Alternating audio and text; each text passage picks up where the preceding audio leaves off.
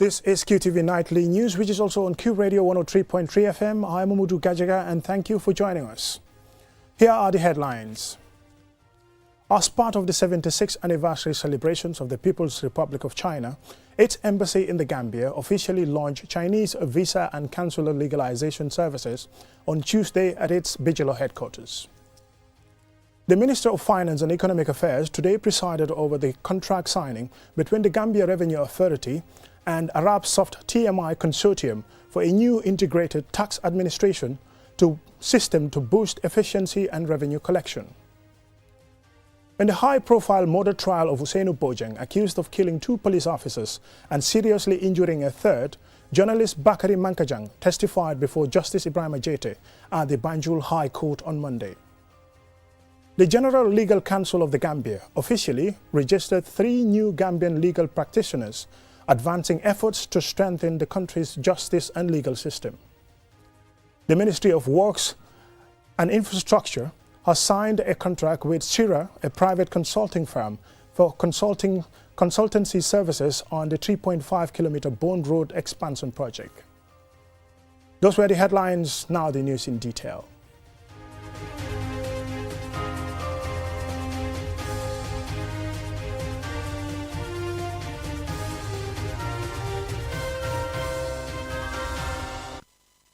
Welcome and thank you for joining us. This is QTV News. As part of the 76th anniversary celebrations of the People's Republic of China, its embassy in the Gambia officially launched Chinese visa and consular legalization services on Tuesday at its Bigelow headquarters, marking a key milestone in strengthening bilateral relations. Lole M. Camara covered the ceremony and filed this report. The service, which began on October 7th at the embassy's Bigelow headquarters, marks a milestone in deepening bilateral ties and facilitating exchanges between the two countries. Applicants without Gambian diplomatic or service passports can now apply for a Chinese visa locally, eliminating the need to travel long hours to Senegal for processing. Furthermore, visa applicants must first complete an online application form on the official Chinese visa website before submitting their documents at the embassy's consular section in Bigelow. Submissions are accepted on Tuesdays and Thursdays from 9 a.m. to 12 p.m., excluding public holidays. Speaking to the press shortly after the launch, Chinese Deputy Ambassador to the Gambia, Zhao Shanshen, provided further details on the visa application process. And usually it takes 4 days for the visa process. That is the routine time. But under some circumstances, some expedited service might be needed. We are in a position to provide this service as well. We provide expedited service of up to 2nd-day service or 2-day or 3-day service. And the basic fee, the preferential fee right now is $3,000 fee for single entry visa. Of course, we have double entry and multiple entry, and we have expedited services. For these, the fees vary differently.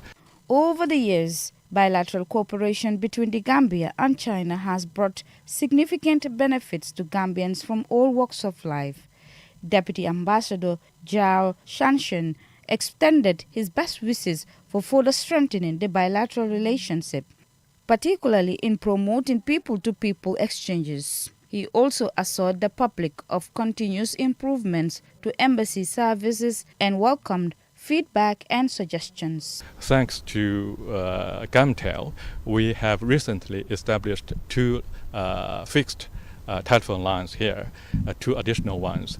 One is particularly dedicated to the visa-related inquiries, and the other is for the general inquiry or any information that you are keen to acquire. Apart from logging on to the website, you can always dial the newly established numbers for the inquiries. Applicants Sirif Sedikan, Vice President of the Gambia Press Union, and Mary K. Baji shared their thoughts on the initiative. The process has been very smooth and also fast. I do not encounter any predicament during the whole process. I also lauded the the effort of the China officials for their coordinated effort. The stress of going all the way to Dakar, especially if your appointment is early hours, you need to wake up and go like a day before, the struggle on the road. It was hectic, but now that it's under our roof, like the comfort of being at home is incomparable. The new visa and consular services at the Bijilo Embassy are set to simplify travel procedures, strengthen China-Gambia relations, and enhance people-to-people exchanges, offering convenience and greater access to diplomatic and consular support locally. Applicants are encouraged to visit the embassy's official website for updates and inquiries during working hours. For QTV News, Loliam Kamara. The Minister of Finance and Economic Affairs today presided over the official contract signing ceremony between the Gambia Revenue Authority and ArabSoft TMI Consortium for the procurement, supply and delivery of new tax integrated administration system aimed at improving efficiency and increasing revenue collection. Ansumane Sonyasi tells us more. The Gambia Revenue Authority has over the years embarked on a digital transformation drive, launching various initiatives to modernize the country's tax administration system. However, despite these advancements, authorities believe that implementing a unified digital platform is essential to fully realizing the goals of this transformation. Hence, 6 years after the idea was first conceived, the GRA on Tuesday signed the multi-million-dollar contract with Tunisia-based ArabSoft Consortium, a consulting firm specializing in the development and distribution of management solutions, particularly within the information and communication technology sector.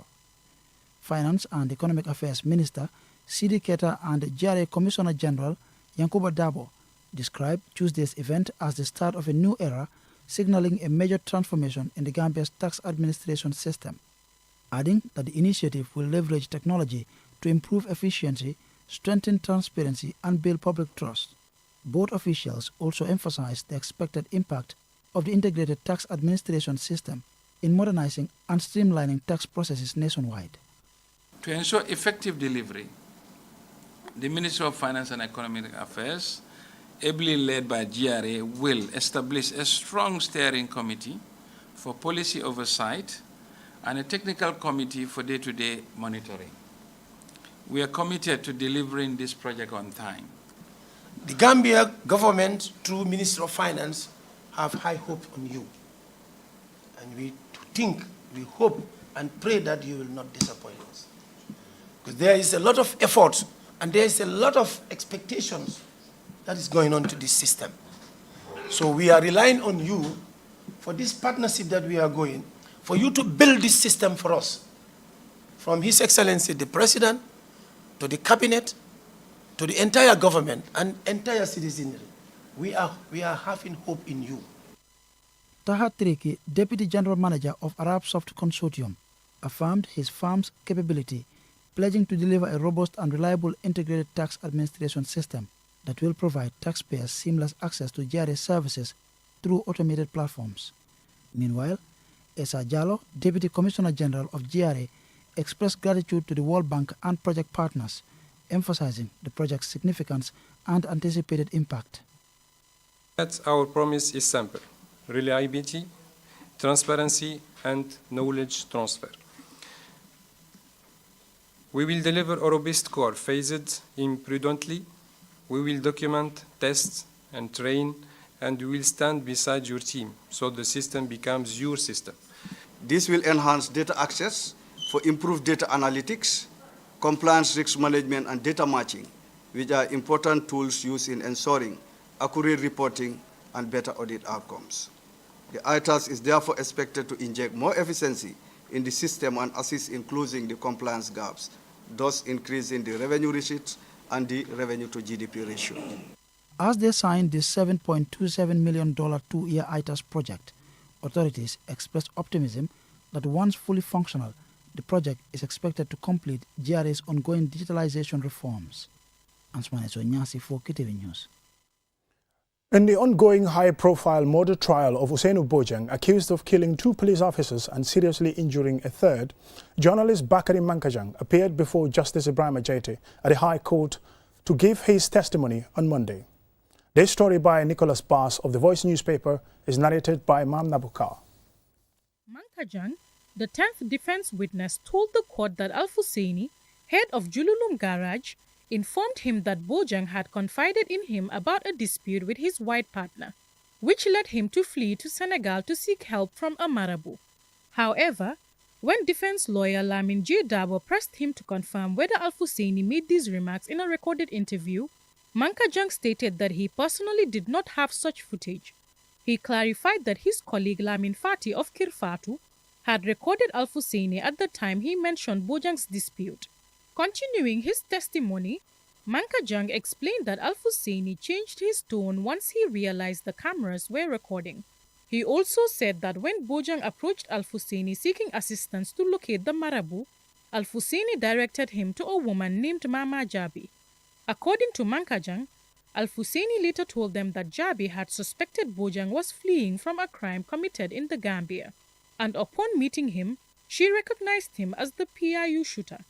Defense lawyer Dabo then asked Mankajang whether he possessed the recorded interviews of both Jabi and Al-Fusaini, to which he responded affirmatively.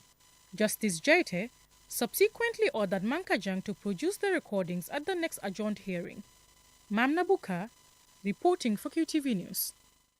We'll now go for a commercial break, and when we return, we have national and sports news stories. Do stay tuned.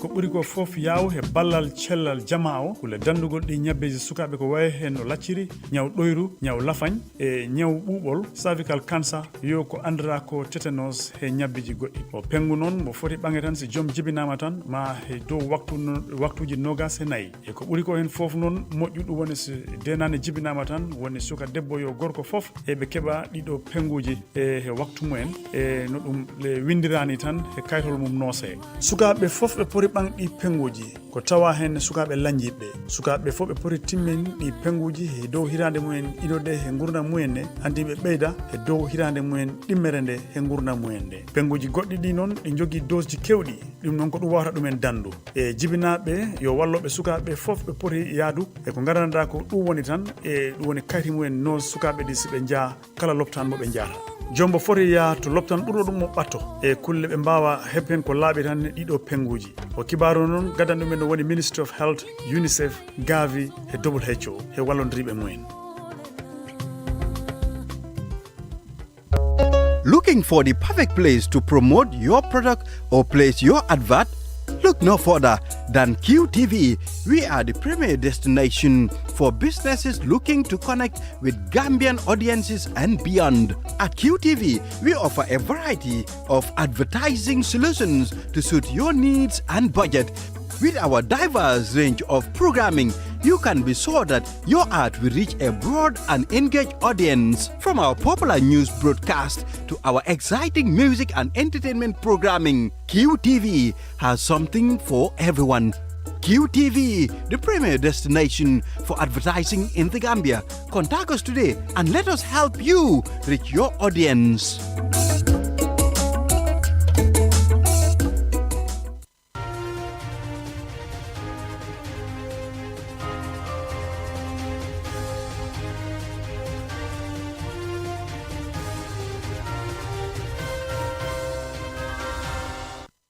Welcome back, and this is QTV News. The General Legal Council of the Gambia registered 3 new Gambian legal practitioners as part of efforts to strengthen the nation's commitment to justice and legal excellence. Mamna Bukar has the rest of that story. The event, which took place at the High Court in Banjul, gathered legal practitioners along with the family and friends of the enrollees to witness a significant initiative aimed at enhancing the capacity of legal profession in the country and ensuring that the rule of law is upheld. The newly registered practitioners who have completed their legal education and training are poised to contribute to the evolving legal framework of the Gambia. Their registration comes at a crucial time when the demand for legal services is on the rise, driven by increasing public awareness of legal rights and the need for professional legal assistance in various sectors. The Chief Justice of the Gambia, Hassan B. Jallow, urged the new practitioners to uphold the highest ethical standards as they embark on their new legal careers. They must continue to work hard. Being registered today doesn't mean the end of hard work. It means the beginning of some more hard work. To ensure that they keep abreast of the law, to ensure that they are diligent in serving their clients to the professional standards which are required of them, and also ensuring that they practice their profession with utmost integrity and utmost honesty. A lawyer's first dedication is to truth and justice. His client's interests are secondary. He must see himself first and foremost as a minister in the temple of justice to ensure that truth and justice prevail. We have impressed that upon them, and we hope, we are confident indeed that they will rise to those standards. Lamin Sarr, a registered legal practitioner in the UK, now registered to practice law in the Gambia, called this a remarkable achievement and spoke of his future ambitions. Our ambition is to be not just a member of the bar, but to be a significant member of the bar, to practice with integrity, to practice with principle, to practice with honesty, and most importantly, to serve the community. So we have on us bestowed a very significant, very important responsibility. My aim, along with the people that I've been on roll with, is to discharge that with a lot of respect, a lot of honor, and a lot of privilege. The newly registered legal practitioners took their oaths, pledging allegiance, honesty, and loyalty to the General Legal Council, the Supreme Court, and the Gambian justice system, vowing to uphold justice for all. They were then formally sworn in by Chief Justice Hassan B. Jallow. Mam Nabuka, reporting for QTV News. The Ministry of Transport, Works and Infrastructure has signed a contract with Shira, a private consulting firm, for consultancy services on the 3.5-kilometer Bond Road expansion project. The agreement covers feasibility studies, design and supervision aimed at improving road infrastructure in the Greater Banjul area.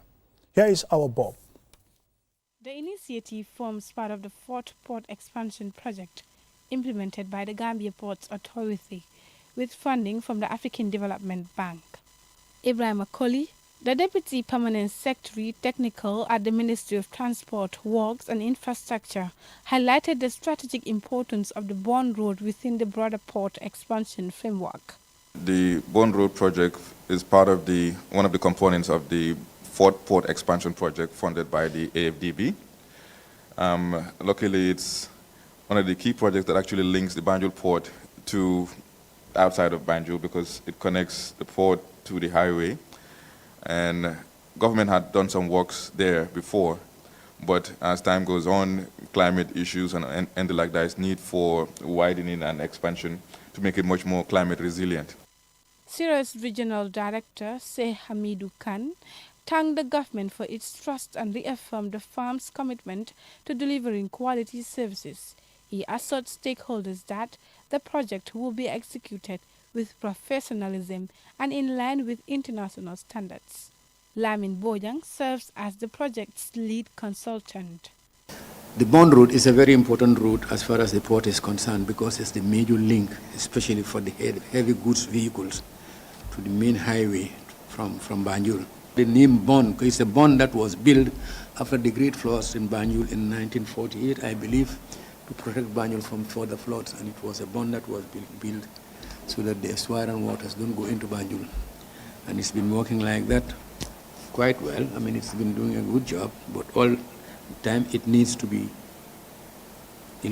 properly maintained so that we don't have a repetition of what happened in the past.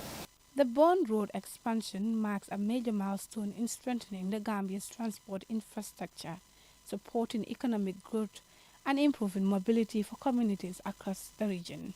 For QTV News, I am our Bob. 250 Gambian youths enrolled in the Lejimbo Mentorship Program attended the orientation ceremony for the cohort 4.0 at the University of the Gambia Law Auditorium, marking another milestone in the initiative's mission to empower young Gambians. Yafa Tugay reports. Under the theme, Mastering Entrepreneur Mindset for Sustainable Development in the Gambia, the fourth edition brings together 250 mentees committed to personal growth, leadership, and creating positive community impact. The 12-week mentorship program is designed to equip participants with vital business skills, leadership abilities, and practical knowledge in sustainability. Through interactive workshops, hands-on projects, and mentorships from experienced professionals, it aims to inspire innovation and promote entrepreneurship among Gambian youth. Mr. Abdu S. Haidara, chairman of the Leadership Program 4.0, emphasized the importance of nurturing an entrepreneurial mindset among young people. Each of you here represents a spark of potential that, when nurtured, can light the path toward a more innovative and sustainable Gambia. DPS will actually accord to that in the educational sector, you are the hope. You are definitely the hope. Doctor has done his part. Mr. Bah has done his part. It's your time. It's our time. Mentorship is crucial in shaping the next generation of leaders, offering young people guidance, encouragement, and real-world insights that traditional classroom often cannot provide. Mr. Usman Bah, representing the Minister of Basic and Secondary Education, praised the initiative for supporting national efforts in youth empowerment and skills development. As a ministry, our vision is clear: to build an education system that is inclusive, equitable, and future-ready. This vision is anchored in 3 pillars: access and equity, ensuring that every child, regardless of background, has the opportunity to learn. In a nation where young people form the majority, leadership is a vital tool for national development, enabling them to become job creators instead of job seekers, while fostering innovation, self-reliance, and sustainable growth. Modu Lamin Drame, Finance Minister of the University Student Union and founder of Fintechs Connect, delivered a speech on achieving financial freedom. We all want to attain financial freedom. Am I wrong? I'm not. We want to buy Lamborghinis. We have vast dreams. We want to buy cars. We want to buy houses. But the journey towards entrepreneurship is deeper than just money. It is rooted in social impact. It is rooted in solving problems, rather than just economic empowerment and full in your pockets.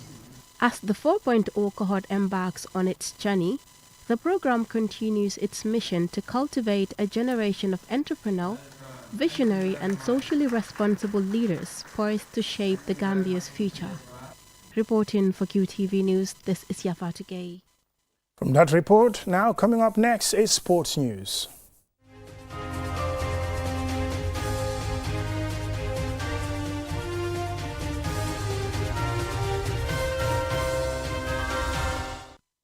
The Gambia opened their campaign in the WAFU Zone A Under-17 Africa Cup of Nations qualifiers with a 2-0 defeat to Guinea-Bissau at the Stade Mamadou Kante in Bamako on Sunday.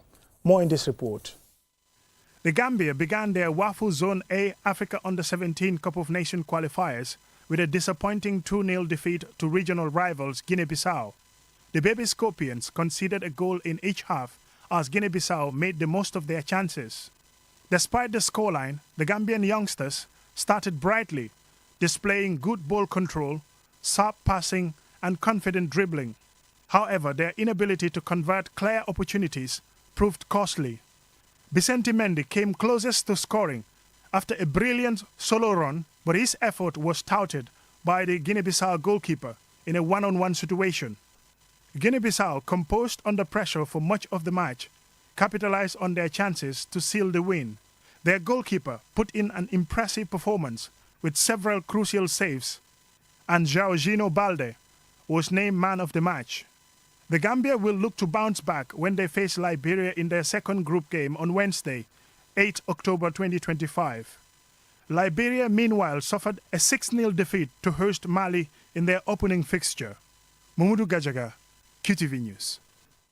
Now, before we end this news bulletin, here is a recap of our main news headlines.